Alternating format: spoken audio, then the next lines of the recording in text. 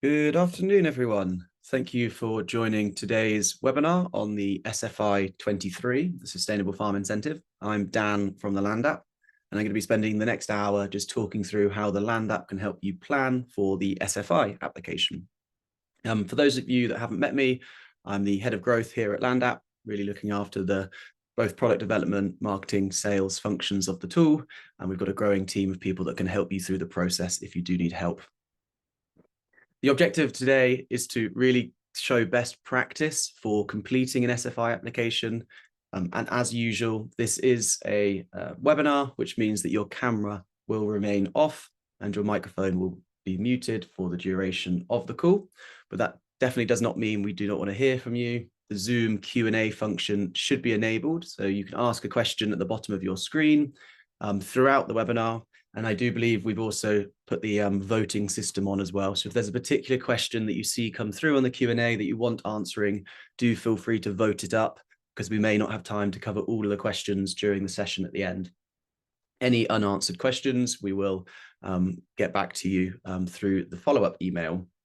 What I tend to do at the end as well is just stay around for 5 minutes after the webinar's finished. So if any of you want to stay on and just ask any questions while off mute, we'd be more than welcome to have that discussion. The session is being recorded and we will aim to get it on our YouTube channel early next week. And on that YouTube channel, there is some other resources that we hopefully you'll find useful. And then just as per usual, we've got a little survey form at the end. So once you leave the webinar, even throughout or at the end, it should take your web browser to just a little questionnaire. I think there's 3 questions, and please do answer those because they really do help us inform both what webinars we do next, but also the future development of the Land App itself. So the agenda today is just an hour long, where we're going to spend the first 5 minutes just giving an overview of Land App, what updates we've done for SFI 23. Then I'm going to spend about 30 minutes demoing from the Land App how you can build an SFI plan. I've then got 5 minutes explaining how the Land App mobile can be used for collecting photo evidence for your SFI application.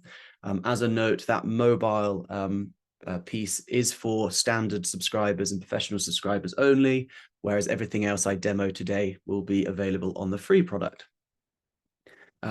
We then also are going to touch on the SFI Moorland. So we've partnered up with the Foundation for Common Land, and their service is now open to support anyone going through SFI Moorland. And then we've got 10 minutes or so at the end to answer any questions you have put throughout the chat. And I will aim to finish promptly at 1 o'clock so we can all finish nice and for lunch. Yep, so just to reiterate, you can find us on YouTube at Land App, where we've got a list of old webinars, training resources, etc. So if you are wanting to learn more about what the software can do, I would recommend visiting that channel. So the overview for SFI. So a couple of months ago, Sustainable Farm Incentive 23 was released. So that's different to the SFI 22 and the SFI pilot. They are completely different schemes. So I think the first thing to make sure you're all aware of is SFI 23 is available to all farmers in England, whereas the other 2 were a bespoke selection of different individuals. So it's more likely that you're eligible for SFI 23, but please do check which of the templates are best suited for what you're trying to apply for. In principle, the SFI 23 has released 23 actions in 2023. So just a bit confusing on that point, but just be aware there's 23 actions and it was released in 2023, hence the name SFI 2023. And it's all around how on your farm or on your client's farm they can improve their sustainability. We've released a template and categorized it following the structure from the Rural Payments Agency, where there's different actions that you can apply across soil health, moorland, hedgerows, integrated pest management, nutrient management, farm wildlife, buffer strips, and low input grasslands. And just a note that Land App is a tool, we're not an advisory body. So although we really hope our tool helps you make your decisions, we cannot give you advice. And if you do need any help in building an SFI application, please do seek advice from a professional. And as always, please do check the official guidance. As I will be demoing in a moment, we've hopefully made it nice and easy for you to check that guidance yourself. So as you're drawing the shapes on the map, we provide you with a direct hyperlink accessing that guidance and the particular part relevant to that action. And so I'm going to move over now onto the live demo on how you can use the Land app to build your SFI application. So the first thing to say, if anyone's new to the Land app, we've had a lot of new faces coming through register, which is great. The Land app is an online mapping platform that's found at thelandapp.com. So you do not need to download anything onto your computer to access the Land app. You can just instead access it through a web browser. I would recommend visiting our website just to get a feel on who we are, what we do. And we've got a lot of new pages that are coming out. Particular help from my colleague who's also on the call, Kathy. So there's case studies on here. There's understanding of all the different functions that we have, and also on the pricing tiers as well. As a major note, everything I'm showing today, apart from the mobile app, is available on the free software. At the core to what we're doing here at Land app is we do not want to charge people going through the system. The subscription tier is for those people that want to get additional functionality, including working as a team, owning their own business IP, et cetera, et cetera. And then the final point is that all the data you create on Land app, according to our user terms, belongs to you. That data is yours. You choose who you share it with, and it's held within a private, secure server if you choose not to share it. So do have a quick moment to come and navigate the website. For those that haven't got an account, you can sign up for free by hitting the sign up button at the top right and just follow the steps to create an account. But I'm now just going to dive in by hitting the login button, which should hopefully then log me into the Land app. Once you're on the Land app, you're met with your maps page. Each of these maps represents a different holding that I'm working on. And you can see I've done quite a few demos over the years now. So each of these just represents a different demo area that I've been doing. These maps that you see on this first tab are the ones that you or anyone within your team, if you're on the subscription, has created. And if you've been invited into a map, you can click the shared with me button up here to get a full list of all of the maps that someone externally or who you're collaborating with may have invited you to. So I think the first port of call is if you know you've been invited to a map, do double check the shared with me before panicking about where that map has gone. So for the demo, I'm going to create a new map. I'm going to give it a team tag because I'm in a team, farming and ecology, SFI demo November 23. And by creating an empty map, I'm then automatically dropped onto my interactive base map as per usual. Those interactive base maps, as a reminder, can be changed. We've got a number of free base maps that can be accessed, such as Bing imagery. Again, that's interactive for you to be able to scroll around the country. And then there also are some premium data sets, such as Ordnance Survey data that people can purchase, or if you're an OS partner, we can help you access those as well. The first step to building an SFI application is to first import your field parcel data from the Rural Payments Agency. And you can do this by hitting the new button, import data, and then choosing the button import from Rural Payments. As a note, this only works for farms in England, but as the SFI application is only for England as well, this is hyper relevant. Import from Rural Payment Agency, where you will need to type in your 9-digit single business identifier number. Now for SFI, I recommend you only need land covers and hedges. You can download land parcels as well. Just to explain what they are for 10 seconds, land covers are the fields themselves broken up into their different entities, so their different habitat types or land uses. So one field parcel might be broken down into a bit of woodland, a bit of grassland, and a bit of track, for example. Your land parcel just represents a single feature per parcel itself, so everything that's contained within that, including the field IDs.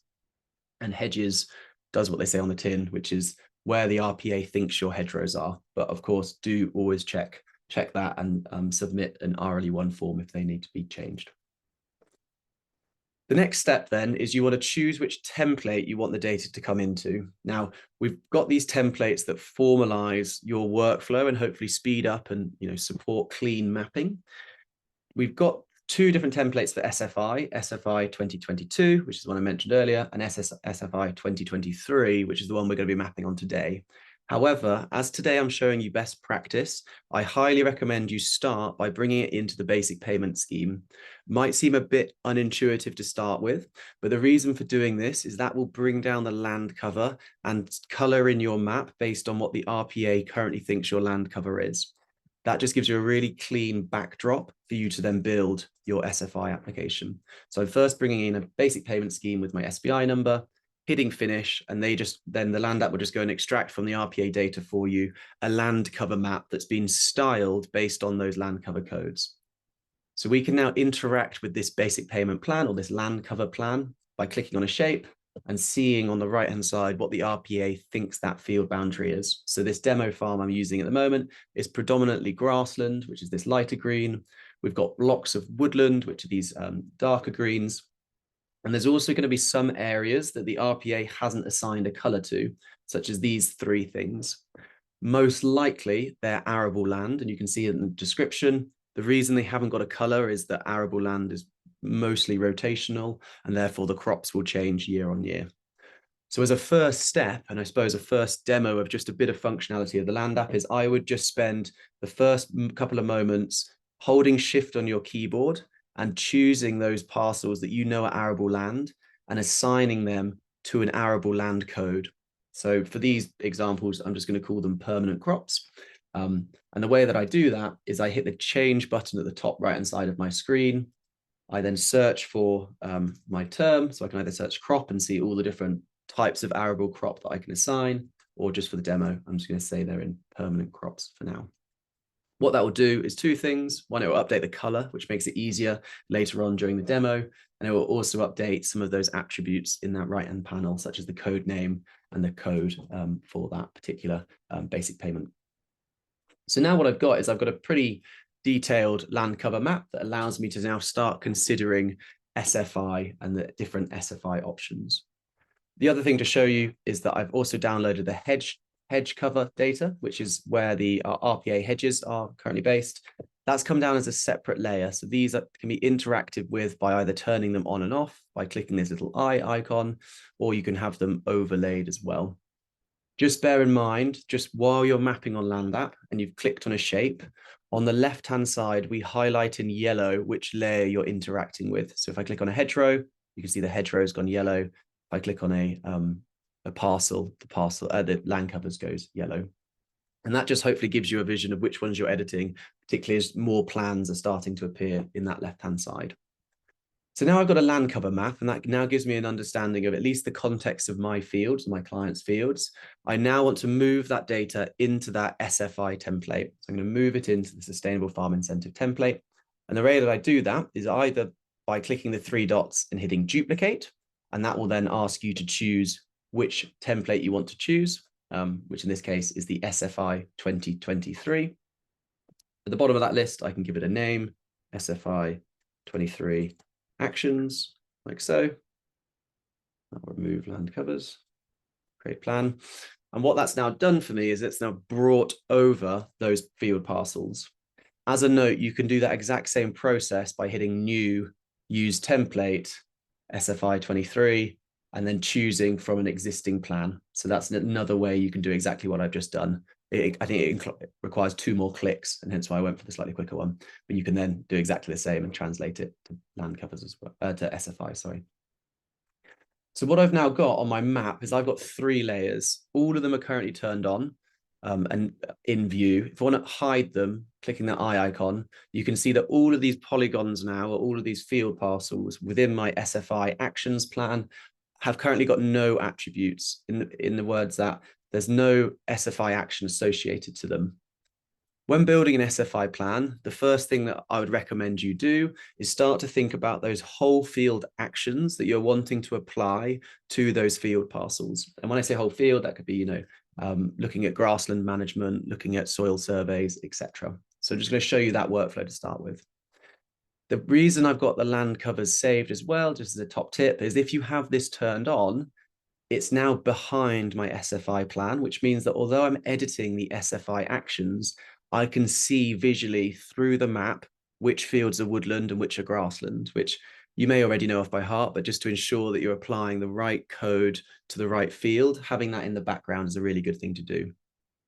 Eagle-eyed viewers would also notice as well, when I click on this polygon, it does tell me the description on the right-hand side as well. So just always double check, is my land eligible for that particular action based on its land cover type? So the first thing I might want to do is just apply some grass options. And the way that we've structured this is exactly the same as the basic payment template, or anyone familiar with the countryside stewardship, is where you can click on a field parcel, hit the change button, and you get a full drop-down list of all 23 of those actions. As mentioned on that slide, we've categorized them into farm wildlife, arable, for example, with a list of those 3 codes that are relevant to that. Farm wildlife on improved grassland, so the different actions you can take to improve farm wildlife. But the ones I'm looking for this particular field are the actions for low input grassland. So these are those field level actions that me as an applicant to SFI, based on my grassland farm, would like to apply to either for some or all of my grass fields. So you can do that one by one, as I've done, click on a field and then choose the one that's relevant to you. This particular field is outside a severely disadvantaged area, but do check whether you're in the SDA or not. So I can click on that. And what that's now done is that's now just assigned a color to that particular field. That particular field has been given the code LIG1, which is managed grassland with very low inputs. When you do apply that, a couple of things happen in our new SFI template. The first one, it will then automatically tell you the payment rate. So the payment rate is the per hectareage pounds that you get per year from the government for that particular action. And then we've also calculated on your behalf the value of that particular action, which is just the payment rate times by the hectareage. This value is dynamic. And when I say dynamic is if you want to exclude part of the field for whatever reason, and I used our split tool, maybe just chop off this corner. Now that has calculated the new value. So the value of this is 8.32, and this is 49.05. Okay.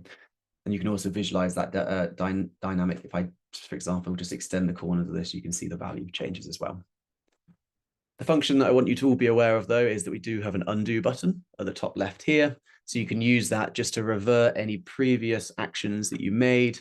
The worst thing you can do if you think you've made a mistake when building your plan is to refresh the screen or close the screen. Always just have a think, and can I use the undo button? As a note, we only save the undo button for this session. As soon as I leave the map and come back, you can't undo any further. So don't panic, don't refresh, just use the undo button. So just to reiterate that, and turn my land covers on so I can see the parcels, click on that, hit the change, find the option in there or type in the word grassland, and then find the relevant option, which for this one is I want LG1. Now that process obviously feels a bit slow. So there's 2 quicker ways of you to do that process. The first one, as I did before, is you can hold shift and select multiple like so. And I can then bulk change to, I keep forgetting, is it LIG1, and therefore I've done in bulk. For those slightly more technical users, there is one other quicker way to do it, just to show you, which is using your land covers as a template to select all the grasslands. And so just to show you, if I wanted to put all of my grass fields into that one LIG1 action, instead I can right click on one of the grasslands and hit select feature type. And that has now selected every single polygon in my farm that is of a grassland, a permanent grassland. I can then right click on any one of those features and copy them to a plan, and I can create a new plan that way. So for this one, I'm just going to create a duplicate. This is just me showing one slightly other route, supplement. Okay, and then bring it on to SFI 23. What that's now done is that's now just copied over all the features that were grassland, which I can then change en masse to my LG outside. And now what I've got is I've got a plan with all of the grasslands that have automatically been converted into that particular action. Okay, so there's just 2 ways you can do it in bulk, either duplicating all of those particular land covers or by going around the farm in a slightly more methodical way.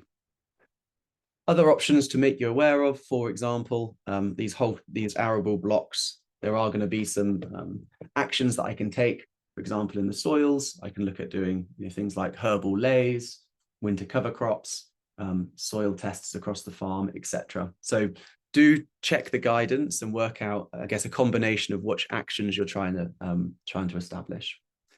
Remember, when you do assign that action, underneath the payment rate, we've also added one more extra feature, which is the guidance document. So for this particular action, which is herbal lays, as we do with countryside stewardship, we've included a direct hyperlink into the .gov website, which shows you the particular web page where you can see guidance on the actions for soils.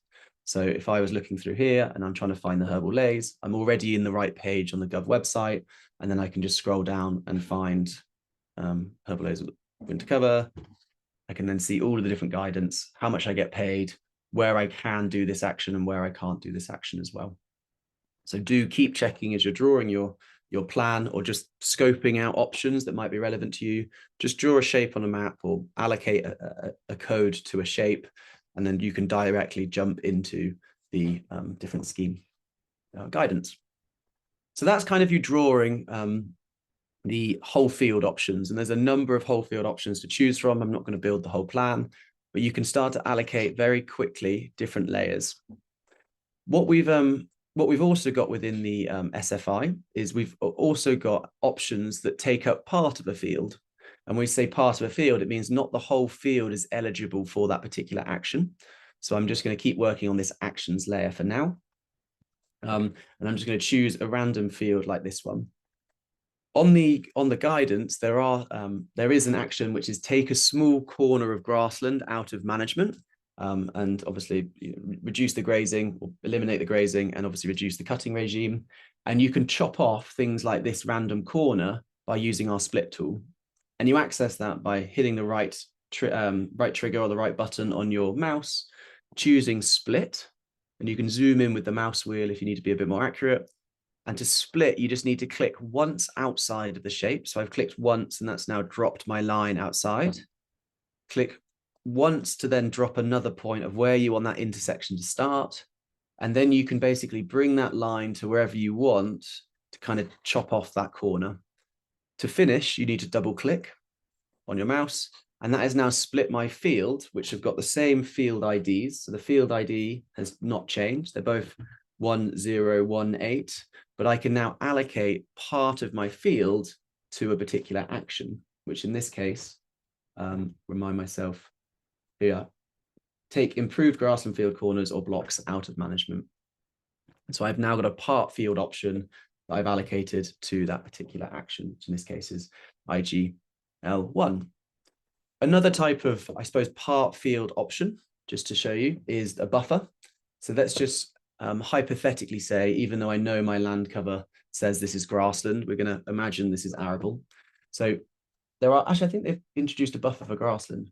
So we've basically got buffering capabilities within Land App. And when I say buffering capabilities, is you can take out a defined margin around the complete circumference of that field. And the way that you do that is you hit the buffer tool up here by clicking buffer. And then you can choose between buffering side 1 or buffering side 2. Now, what they mean is side 1 is the external edge of the field. So if I click that, you can see that it's created a shape outside of the field. And that the use case for that is probably buffering around an outside of a pond, for example, if you're doing a woodland buffer. So choose the feature and put a buffer on the outside. But very much for what I'm trying to demonstrate is I want side 2, which is the interior edge. And I'm actually going to put a 12-meter buffer on it. So I can dictate how wide it is. And then before you commit to that buffer, there's just 2 more tools to make you aware of. The first one is rounded corners.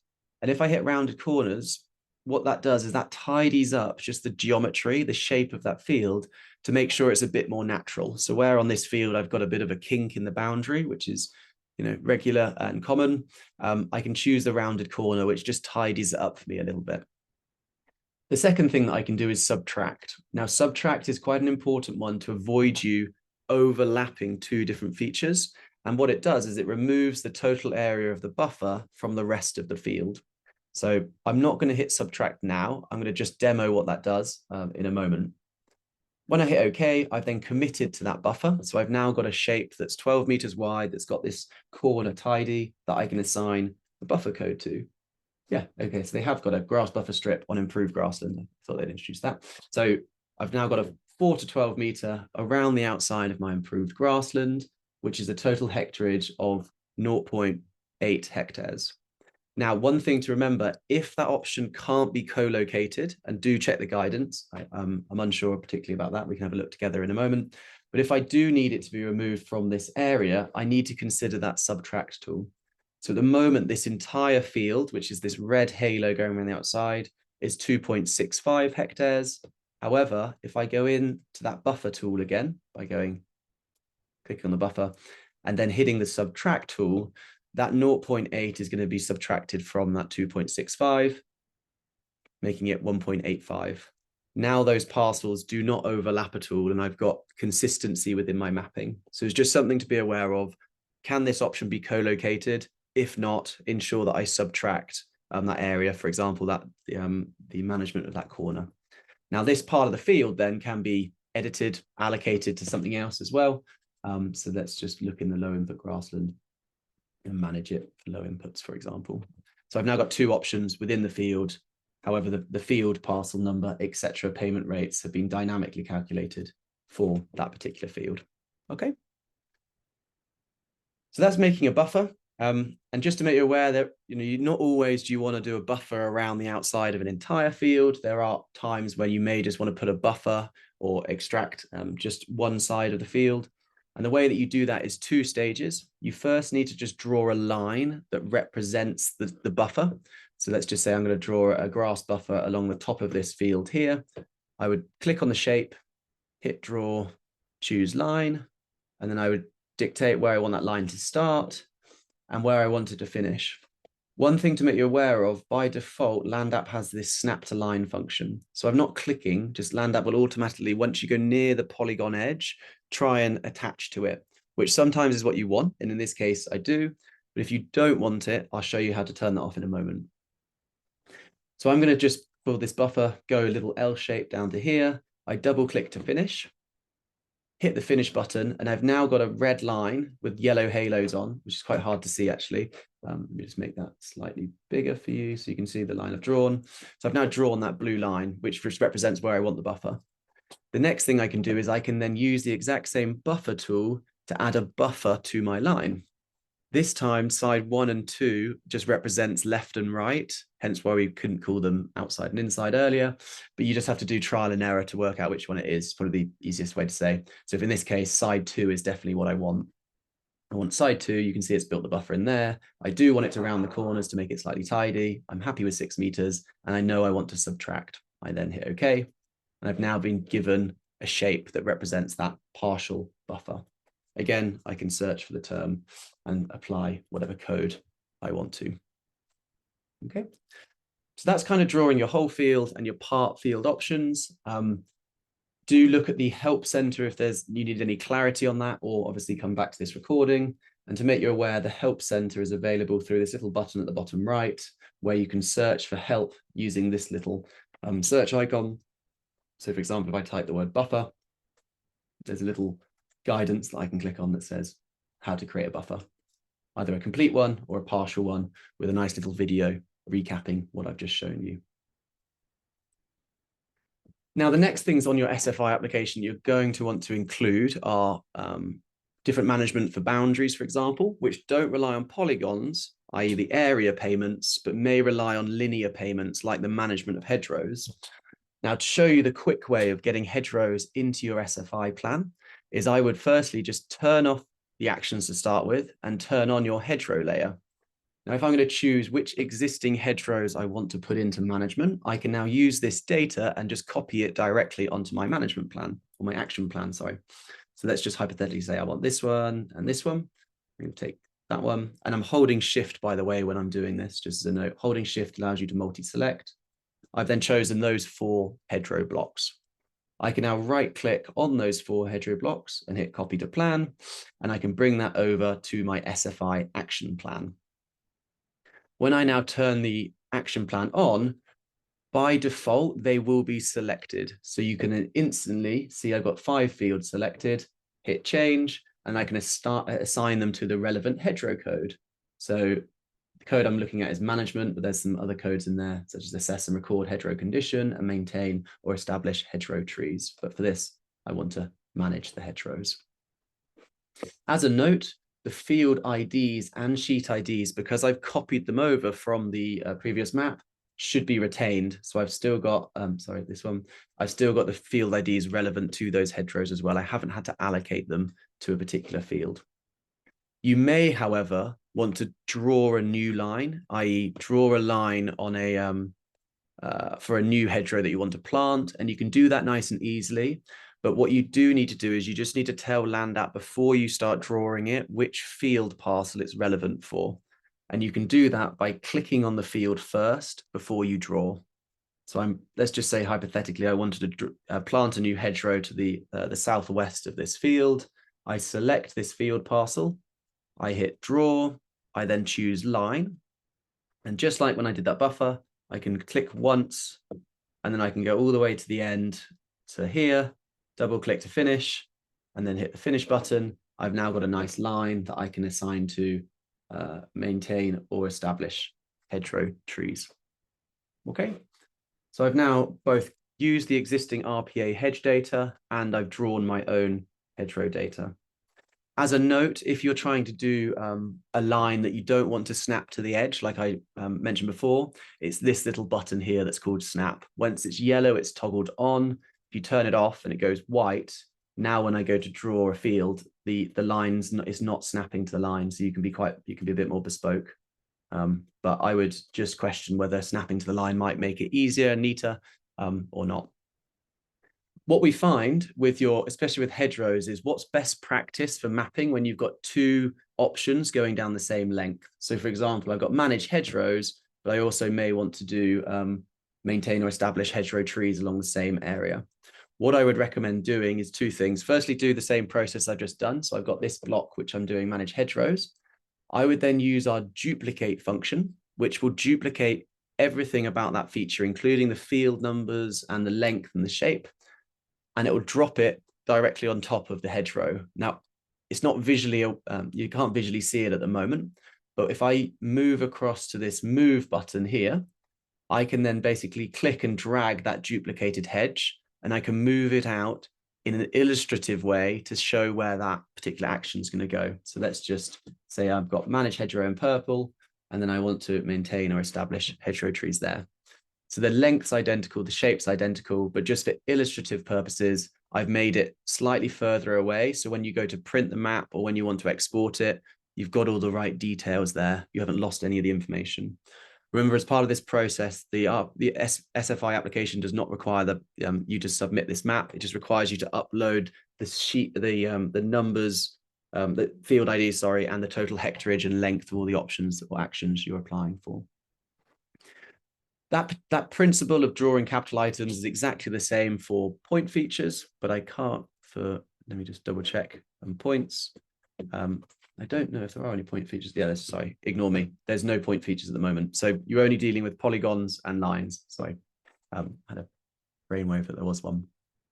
So I've drawn on now existing features, whole field options, and obviously the linear features as well. Once you've completed your action plan, and then imagine that I've whizzed around the farm and I've allocated all of my whole field options, etc., I then can, I'm just going to give this random code of winter bird food. I've then got some shapes on a map, okay, which shows the location of my options. What you may want to do is work out, okay, what's the total hectareage of each of the options, or what's the total payment rate that I'm going to get for all of these options. The first place I would point you to is the reports button here at the top right, where you can generate a report based on any of the plans that you've created. So in this case, I want to add plan and choose my SFI actions. What that will then do, if you click on this line, it will give you a breakdown for your entire farm of the total hectare of the farm and the total hectareage or length of each of those options that you've applied for. So the count is just the number of unique features that you've done in that area. And then hopefully the table is fairly self-explanatory in that place. Now for your SFI application, however, this isn't enough information, because what you also need is you need a breakdown of which field parcels, so which sheet ID and parcel ID do those options fit within. And you find that by hitting this little table view button, which loads up the page like this. So instead of it being an aggregation, it's a row by row breakdown of which field parcel has the right, which field parcel has which action in, total hectareage of the area, and the total value as well. That for our subscribers can be downloaded. So you need to be on a subscription service to download it, but you can at least get this data on the free product. And as a note, we've got a story at the moment to introduce a total value at the top of this table. So we've had that's one of the biggest requested things we've had for a while, is just introducing a total summary of the area, the value, and any other numeric things and other templates as well. The final thing I want to show you before I come back onto the slides is just around best practice. And I sense, although I haven't looked at the Q&A yet, there's obviously quite a few options that do overlap in SFI. What I would recommend is you can create 2 templates, where one of them is looking at those field level actions. So maybe your soil sampling, the management, the low input grassland management, for example, and you create one layer that's called actions. And then on top of that, you can create a separate layer, as I've done, which shows maybe the more detailed subfield actions, which you could label supplements, but obviously languages, they're all actions with the RPA. But at least on that map, you can have, say, your hedgerow options, your margins, and your field corners as a separate layer, which means that you can toggle them on and off. So actually, it might, if I swap the order of these, we're nearly in that position, I think, for this demo. So you've basically got 2 layers. One of them is just showing the complete extent of all the field parcels, and then on top of it are those additional actions that you're putting in as well. And that should hopefully, one, allow you to extract as much detail as you need, but also make the maps as clear as they can be as well. Okay, I'm just going to check my list. So you don't need to print. Just some other quick things to make you aware of, just in the last 2 minutes, is that you can measure things as well. So we've got a measuring tool within the software here, this little ruler, where if you do need to measure the distance, so the length of a hedge, for example, or an area without drawing the feature, you can use those different systems. We've got a download button. So if you do want to export your plan, as I mentioned at the start, this data belongs to you. So if you do want to export your plan and share it with someone for another use on another bit of software, you can. But obviously our preferred way, and we think the most interactive way of using the Land app, is you can add collaborators to your map. So I could add, for example, Kathy at thelandapp.com to my map, and I can give her either read only or editor permission, and that will automatically drop her a notification on her system. And Kathy, she's a new starter, looks like she's still not registered, which is exciting. So that is, I suppose, a quick breakdown of the SFI process of you building a plan, appraising the plan. There's obviously lots of data layers that are relevant. We've got topography data layers, we've got flood zone data layers. So do have a look at those. We've got designation data layers. So if on the RPA guidance, it says that there's an exclusion, we hope that we've got the right data layer in the system to help you make that decision. If there's any data layers missing for whatever reason, let us know, drop us a message, because we are soon going to be doing a bit of a bolster to our data library, because there's been quite a few data layers that have come out, particularly regarding the SFI. And I think the Moorland line, for example, is one that we're really keen to get in. You don't need to print, so I won't talk about the print function, but hopefully that's given you, at least from a Land app perspective, how you can build your plan, how you can interact and just mold that scheme. You know, it can be dynamic. You don't need to commit to anything, but you can then use that as a way of looking at the guidance, building that export for you then to ultimately make your submission to the SFI scheme.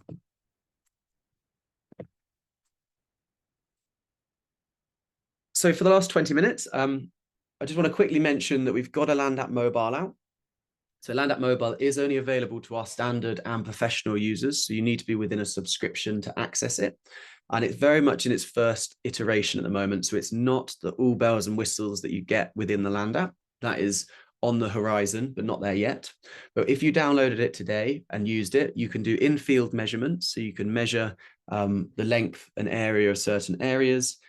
You can log photos in field. So it's a very good tool for evidencing SFI or countryside stewardship, where you can both take the photo and label the photo. And as a note, we're just finalizing for a release, I think in the next 2 weeks, the bulk export of those photos for part of your application. And so thank you for all the feedback on the photo function so far. Also, with that mobile app, you can locate yourself. So you get GPS positioning, which includes latitude, longitude, what 3 words, and an OS grid reference. So you can start to articulate to your team the location of things and where you're wanting to plan things. And then finally, we've got satellite imagery. We've had quite a bit of feedback that the satellite imagery in this is actually slightly more higher res than the Land app desktop. And that's simply because we're using Google Earth in the mobile app. And we're just having internal discussions about what satellite provider on top of our existing Bing imagery and Mapbox do we want to get in. And Google is definitely in the running alongside some others as well. As part of the SFI, there is an action for SFI Moorland. And SFI Moorland is for those that are within that moorland line. We're delighted to say that we've partnered up with the Foundation for Common Land to test a mobile app version 2, which allows you to survey in the field everything you need for your SFI application. So we've built an official SFI Moorland template that allows you to both locate points that have been pre-populated by the service, get to that point by navigating and editing a survey form relevant to that point. And it also does progress tracking for you. This is a managed service that we're doing in partnership with the Foundation for Common Land. So if you are interested in learning more, please do message Tom at foundationforcommonland.org.uk, and they will support you through the process, help you get those points, train you up, and ultimately get outputs like you can see on the map at the moment, which just shows the location of different actions and where there might be an opportunity to improve. But very much the SFI Moorland is just around the assessment. There's no requirement to do anything after that. So do have a look if you're within Moorland. It's a very generous offer, particularly the slightly larger landowners. And the payment rate, if done well and efficiently, is a very, quite lucrative and worthwhile thing to do. So I would message Tom if I were you, one, to test the new mobile app, but also to then, hopefully benefit financially and start to get some good data on your moorland. Okay, and I think we're a little bit behind schedule, but that's not a problem. We're going to move over to our Q&A, and I can see we've had plenty coming through. So,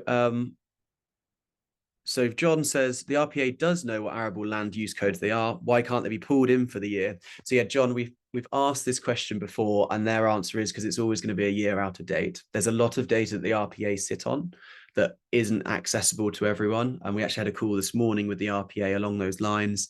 It's just not available through their publicly available data service. Although if you think we can pull it, you can. I do know of ways that you can directly ask for, the point data, so the location of the different crop codes, but it's not something that's being made available publicly at the moment. Question from Archie: once an option has been applied to a parcel, can you remove the option without deleting the parcel and copying it back in from the other layer?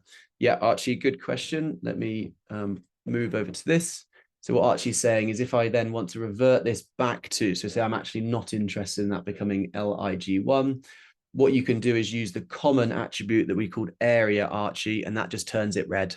Okay, so that then removes any SFI code from it. There's no payment rate, etc. It just means that that's an unallocated field parcel. If you don't like the red, you can restyle it as well by changing the opacity, and you're then back to square one. Xander, can you put hedgerows onto the SFI map? So I think that question probably came before the hedgerow demo, but yeah, so basically you can select all the hedgerows if you want by coming onto that layer and clicking select feature type. Actually, because there's two different feature types, coming in here and hitting select feature types and hitting done, that then selects all your hedgerows, and then you can copy them all over onto your action plan or your supplementary plan if you wish. If we have an existing countryside stewardship mapped on the Land app, would you recommend pulling this across and to use the in-field area balance, which can be used for full field options, such as num3, but without risking of the double counting? So there's a bit of advice in there that I'm not sure what the answer is. Sorry, Anonymous.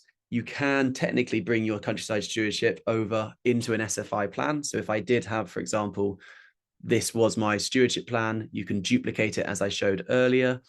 Around the eligibility, do check with an advisor. I do believe that you are able to transition from countryside stewardship into SFI if you want, but please do reading and seek advice if you need it.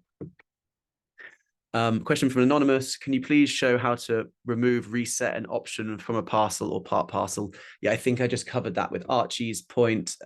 So yeah, just as a note, I would use the common and area to reset. And if, for example, I think in this one, didn't I? Yeah, so if for example, in that scenario, I actually decide I don't want to put the corner in this field and I want it all to go into whatever this option is, I can click on one, choose this merge button at the top, and then click on the second polygon, and then that red will just Pac-Man eat into that green area, and they're merged together. So you can split and merge quite freely if you need to change the attribute, or maybe you change your mind. And I think this is the type of reason that we're trying to promote digital mapping for your SFI and stewardship plans. It's a lot easier to amend mistakes rather than having to trying to use a crayon and a rubber or print it out again. Question from Carol. When you split a field, can you override the area measured, e.g. measure on the ground is different to the split drawn? So what you, I think what you mean here, Carol, is, so say I've got this field that's red that is currently 4.49 hectare, and say I want to have a 2 hectare block. I want to get an exact 2 hectare block out of the edge, and I try and split it as best I can. That's fairly close, 2.02, and I want that to be 2 hectares. You can't override this area. You obviously can write your own attribute, but what I would recommend is just trying to do a bit of tweaking to make that right. 2 ways you can do it. One, you can split off and shave some more. So, I mean, I'm going to overcook it, but so like this, that can get quite messy. Or the other way is you can actually move the vector points or the points at the top of the page that automatically will start to decrease the area. So if I do that, you can see I'm then calculating 2 hectares. One thing to be aware of, if you do that process, this side is now perfectly 2 hectares. Just ensure that you bring a new point down to close that gap. Otherwise, you're going to have areas of ineligible area or unclaimed area, so to speak. So yeah, I've now got exactly 2 hectares. As a note, when you draw a rectangle or a circle, you can actually define exactly the area of those 2 features. So with a rectangle, for example, if I just draw one up here and I want to get exactly 1 hectare, for example, I can then define the width and the height of the shape, which I can't remember. My maths is, I've way gone off.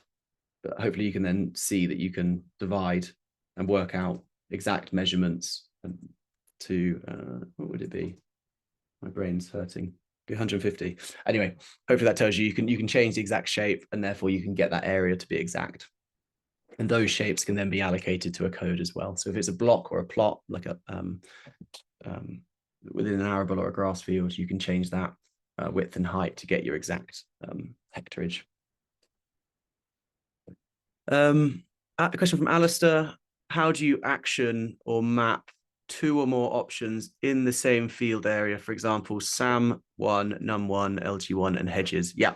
So Alistair, there's 2 ways you can do it. One, you can either do the route that I just showed you before, which is creating 2 maps, one for your whole field options and one for the other.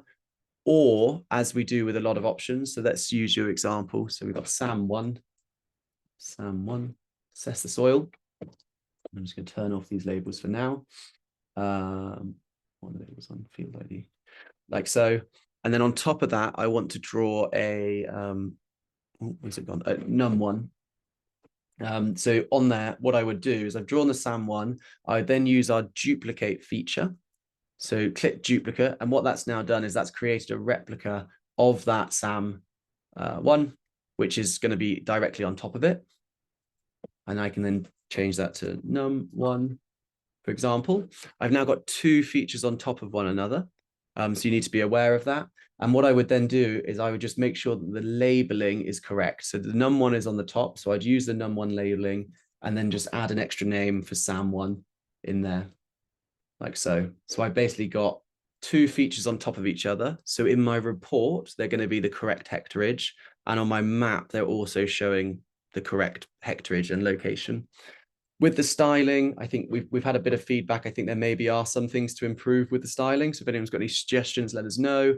We had to make up our own mapping styling, and hence why when these overlapping ones might not work. But for example, it might be worth us putting in, like we did, I think, on SFI 22, is some opacity and some clearer shapes to make it easier to overlap them. But yeah, that's how I would do it, and just use the standard styling for now. Because remember, you're not having to print out a map for the RPA.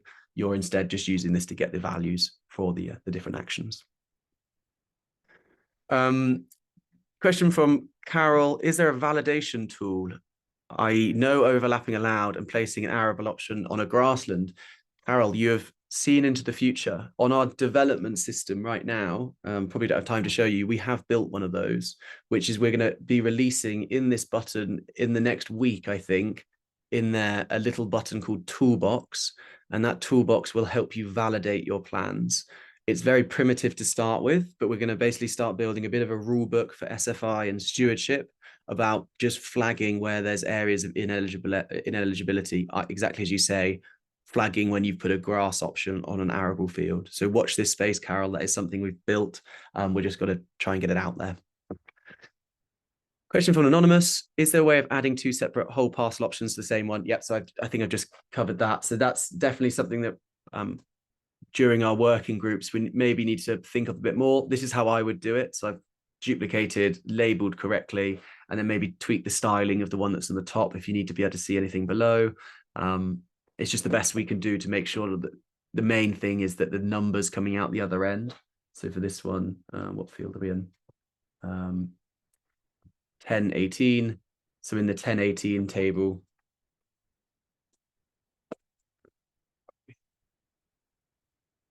so in here, we've just made sure that the hectareage of those options are correct. So we've got them on top of each other, but at least in this report, this is going to be bang on, rather than trying to I suppose, make it work any other way.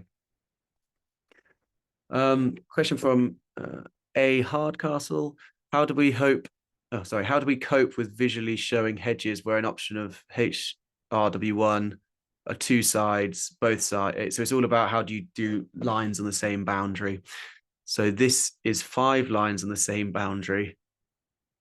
So if you want both sides, oh gosh, so yeah, 5 lines is where the map's going to get quite messy, and I think you can be quite pragmatic when you're mapping them. Obviously this is 2.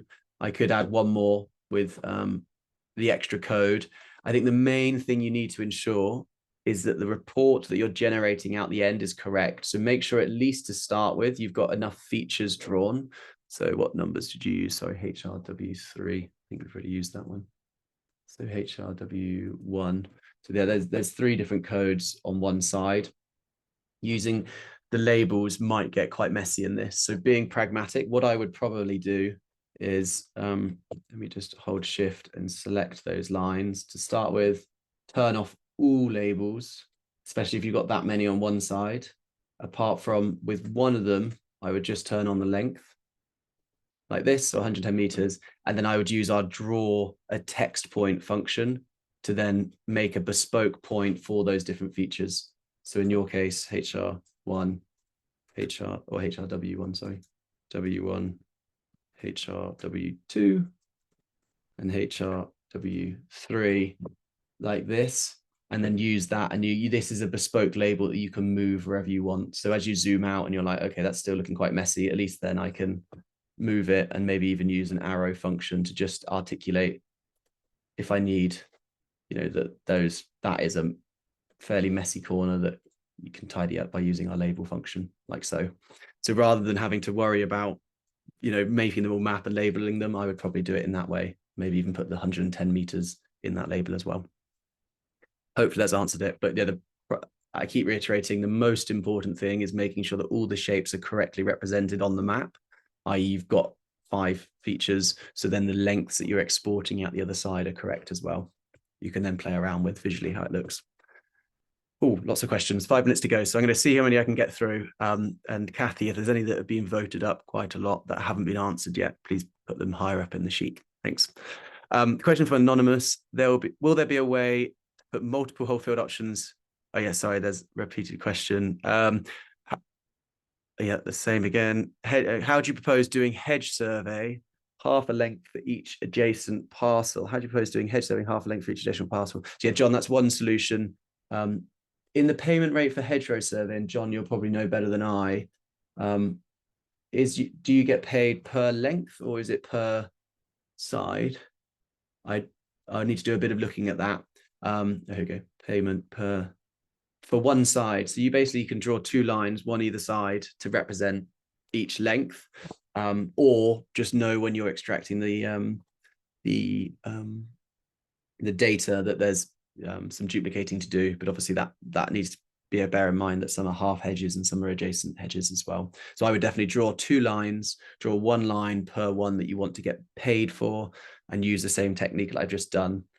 As a note, we are in discussions with some of the hedgerow surveying tools. Obviously, DEFRA the other day mentioned the PTES hedgerow surveying tool, and we're looking at how do we partner and start to integrate. So the hedgerow surveying element is very much on our list at the moment, and we're going to hopefully be able to get a template out with the rollout of the next version of the mobile app, but it's not there yet. And obviously use their free tool to map it, particularly as the RPA now recognize it as the surveying mechanism.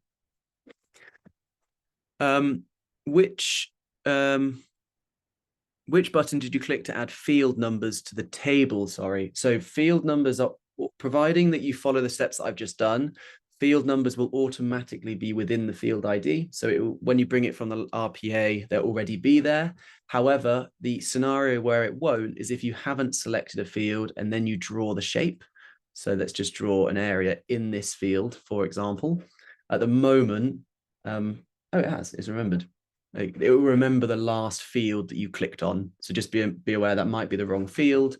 You can edit it just to show you in this panel. So you can look at the long list of your field IDs, come into that particular feature, which is that area, and click the move to button. And then you can choose which land parcel you want to move it to if it's in the wrong one. Okay.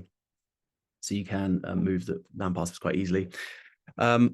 Question about heifer layers. So John, we've had some really great discussions with Historic England, and it looks like we've now got access to the shine features. We're just working out what the process is, how you access it. So watch this space, but I do believe in the next couple of months, you should at least be able to access your shine features as part of that heifer package, but you still will obviously need to go through the appropriate systems to request the full data package. But at least the location of those features that make up that heifer will be visible for your SBI number within LandApp very soon, which is very exciting. So just watch that space. And we're just working out the other bits and bobs around applying for an application, for example, and any, I suppose, updates that need to happen to that heifer will still need to be considered. So there's still some moving parts, but in principle, we've now got at least access to the data, which is really great. And we should be able to get out soon. To share, question from Carol, to share, does the collaborator have to be on LandApp if a client, can they be on the free version? Yeah, so firstly is they do have to be on the LandApp. So they have to be registered. In this case, Kathy would have received an email saying, you've been invited by Dan, please register for free, but they do not need to be on the paid subscription. They can absolutely use the free subscription to access this data. So yeah, they do need to make an email address and a password though, just for data security. Question from John. Great, thank you. Are you working on the standards and actions that's in the pipeline? So we're not working directly on it, but as soon as anything is officially accepted by DEFRA, we will be getting it in. So there's some really great stuff happening. We're involved in quite a few ELMS pilots, just as a mapping provider, and some in a more consultancy base. But yeah, some really exciting stuff in the pipeline. And yeah, hedgerow surveying is on the way. Oh my gosh, there's loads more questions coming through. So what I'm just going to say is I'm happy to stay on for 5 minutes. I appreciate it's bang on 1 o'clock, but I'm going to try and just work my way through these questions. If you do need to leave now, thank you very much. Please answer the survey on your way out. And we're delighted to help. So just get in touch if there are any questions, and hopefully you found the session useful. Question So yeah, sorry, Marcus. So yeah, just reiterating. So we haven't yet got the heifer data out. So particularly the shine features, we are looking to release soon, but they won't be a data layer as such because we're not allowed to show a national shine data set because they're sensitive. We will be able to serve it to you based on an SBI number, and that just watch this space. And we'll do an announcement, and once that's ready. If the RPA do not require electronic maps for SFI applications, why would we need to produce one on LandApp? Yeah, it's a really good question. You don't need to produce anything on LandApp, but what we're here to help you with is to understand the guidance and build a plan before you go into the RPA portal. The RPA portal does not allow you to plan an application. It just allows you to apply for the application. So while you're understanding the orientation and the location of things, that's why we've released this tool, is to help you build that plan in a collaborative space. So when you do go onto the RPA portal, you're good to go. You don't have to consider X, Y, and Z. Question from Carol. On my LandApp mobile, not all my maps are available. How do I get them? Carol, if you can just drop support a message on that at the bottom right of the screen, they should be able to help. I'm not sure if I can answer that here because I'm unsure. How is the cooperation with the RPA going? Are they fully engaged with you? So John, we had a good conversation this morning, but we fundamentally believe they're still moving way too slow. We are trying to persuade them to collaborate more with the sector, particularly around digital submissions. And at the moment, they're still quite fixed on building their own internal solution just around RLE1 forms, which from our perspective isn't going to be good enough, particularly with everything else that's coming ahead. So we are knocking on their door, and we've got a bit of a campaign moving around Make Land Digital, which is to copy what the tax system did back in 2017, which was release all the business rules for tools like LandApp to be able to integrate and push data to them. It's worked wonders for HMRC with Xero, QuickBooks, Sage Pay, all building great, beautiful software, and HMRC are now benefiting from the reduction in their resource and increasing capacity. So very much working on it. Wouldn't say it's going perfectly, but they're very much engaged, and we're hoping we can get a pilot with them. On the other hand, Forestry Commission as well, we're knocking on their door, which is going a lot more positively. So yeah, we've got a big release coming next week. So watch this space. Henry Simpson, is there a way to allocate multiple actions? Yes, so there's quite a lot of repetition. We've done that one. Ross, I've completed this SFI Moorland with Tom, sent me, everything went well. Just wondering if the scheme is going ahead next year, as I heard it may not be. Ross, that's actually news to me if that is the case. From what I know, it is going ahead, and we will do an announcement if that's not the case. So thank you for that, Ross, and I'm not sure, but Tom will be the person to speak to.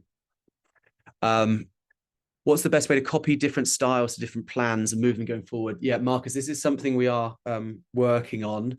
So just for everyone's benefit, you can obviously create your own styles. And so if I were to style these red things in a certain way, let's just give them a pattern like so. And I wanted that same style to be on the same option on this map. So the first thing to show you is what is this option? Winter bird food. So say I drew a winter bird food here. Winter bird food on arable land. When I draw it, the default styling always goes back to itself. There is a way to overcome that. It's just click on one whose styling you like and select the feature type. And if you go to style and just tweak the opacity, it then automatically fills everything else with that. So that's just a little tip. If you've got good styling and you add something else, select them all that have got the same styling and just tweak the opacity a little bit, and it should then spill over into everything that's got the same styling. That also works between different plans as well, Marcus. So you can basically copy this feature. I won't demo it, but copy that to your plan and then just select all of that particular thing, and then the styling should spill. John, Dan, are maps no longer issued from RPA when applying? Is LandApp map accepted by the RPA? So John, just to reiterate, for SFI, you do not need the map. You go through the RPA portal to do that. For stewardship, however, RPA maps are still issued, so you still can get a blank black and white map to crayon in your answers or your actions, but the RPA now do accept countryside stewardship plans drafted and drawn on the LandApp in PDF form. So you can do your stewardship plan exactly as I've just done. use our printing function and submit that as your option map or your fur map as part of your application without needing to touch any crayons. So that's not the case for SFI. It's not quite relevant, but for stewardship and hopefully ELMS and UCO and all these other schemes, we're working on that. But yeah, so for SFI, you still need to go through their portal, not the land app map. Can you upload geo-tagged images? Great question. Yes, you can. So probably should have demoed that. So on the mobile app, they automatically sync to your map. And if I click this little focal icon, oh, it's actually already there. Nice. So if you've got photos stored on your computer that are geo-referenced, you can hold Control, select multiple and hit open, and that then loads them to your map. Hit finish. And then if I toggle on my photos, I don't know where these ones are taken, fairly nearby, one would assume. There they are. So yeah, I've now dropped 3 geolocated photos on my map. Okay, so I've now can see exactly where they were taken. So that's around that evidencing point. Oh gosh, there's quite a few questions. I think what I might do is just answer a couple more, and then everything else we will just get some clear answers and build up we've got an FAQs page on the help guidance, and I might just use some of these to pre-populate that because I'm conscious of time and we've got other things to be moving on with. But so just a couple more randomly. How would it be best to show rotational options such as winter cover crop? So rotational options, remember, you're just declaring the maximum area that you're going to be putting in. So you basically just need to ensure that you consider where's that rotation going and what's the minimum area that you're going to be putting in. So say you've got a 4 hectare field, a 5 hectare and a 5 hectare, you want to be putting in the 4 hectare because that in any one year is going to be your maximum. So yeah, just consider that. But visually, it doesn't really matter where it goes, providing it's in one of those eligible fields. If there's a pond in a field boundary rather than having a buffer around it with a lot of points, would you use the split button or would you need to draw an individual line around the whole field? If there's a pond in the field boundary rather than having a buffer around it, yeah. So might be best to I would use the draw a line around the pond, just if you've got it on the edge. So let's just hypothetically say very crudely that there's my pond. I've done that by holding shift when I split, by the way, if anyone's interested. So let's just say that's a pond and I want to put a buffer around it. I would then just hit the draw line and then just draw a quick line like this and then add a buffer to that line like that. And then you've got at least a pond buffer. Okay.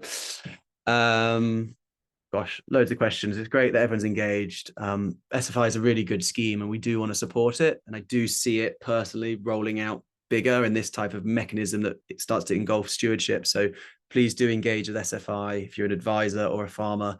I know it doesn't seem like there's enough options at the moment, but just keep feeding back to DEFRA because I do think it's building the blocks for something quite awesome. So yeah, thank you for all your engagement. I'm just going to answer one more question from Andrew. Can you show us the report again? Does it show areas lengths of all the various options within field so you can copy that into the RPA application? Yeah, Andrew. And if it's the Andrew, I think I know. Hello, nice to see you on here. So yeah, exactly. So within this 3 dots and hit the table view, Andrew, you get a full breakdown of all of the actions, whether they're lines or polygons, and the total hectareage, if it's a polygon, or the length that you can then export to Excel within that button as well. And so that gives you what you exactly need for the RPA application. So that's our ideal end goal, is you spend an hour or so either on your own or with your family and neighbors, collaborate on a bit of a plan, get all the actions drawn in, and your end product is this table that you can then just copy and paste and put it into the RPA system. With your application all done, you're confident in the areas, you're confident that they're in the right place without having to, worry about going into the RPA system and then planning that way as well. Okay, I'm going to call it a day there. Thank you so much for your time. We've still got 85 of you on the call, which is awesome. So I'm not sure if there's any other final points, Kathy, that were urgent on that list, but I think the rest we'll just follow up on an email and update our SFI FAQ. Thank you all for your time. Please fill out the survey on the way out and enjoy your weekend when it comes. Take care.